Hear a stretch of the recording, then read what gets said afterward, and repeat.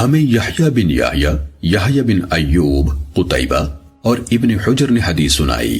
یحییٰ بن یحییٰ نے کہا ہمیں اسماعیل بن جعفر نے محمد بن ابی حرملہ سے خبر دی۔ دوسروں نے کہا ہمیں حدیث سنائی۔ انہوں نے قریب سے روایت کی کہ ام فضل بنت حارث رضی اللہ تعالیٰ عنہ نے انہیں حضرت معاویہ رضی اللہ تعالیٰ عنہ کے پاس شام بھیجا۔ وہ اس وقت شام کے والد تھے۔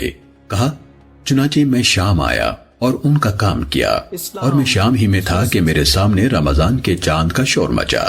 میں نے جمعے کی رات کو چاند دیکھا، پھر میں مہینے کے آخر میں مدینے واپس آ گیا تو مجھ سے حضرت عبداللہ بن عباس رضی اللہ تعالیٰ عنہما نے حال پوچھا۔ پھر چاند کا ذکر کرتے ہوئے کہا تم لوگوں نے چاند کب دیکھا تھا؟ میں نے کہا ہم نے اسے جمعے کی رات کو دیکھا تھا۔ انہوں نے پوچھا تم نے اس کو خود دیکھا؟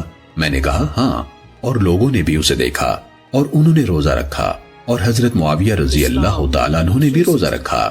اس پر انہوں نے کہا لیکن ہم نے تو اسے ہفتے کی رات دیکھا ہے، لہٰذا ہم روزہ رکھیں گے یہاں تک کہ ہم 30 دن پورے کر لیں یا اس چاند کو دیکھ لیں۔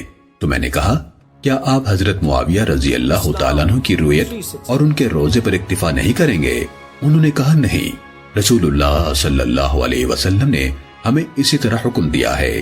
یحییٰ بن یحییٰ کو شک ہے کہ ہم اکتفا نہیں کریں گے کے الفاظ سے یا آپ اکتفا نہیں کریں گے کے۔ صحیح مسلم حدیث نمبر 2528۔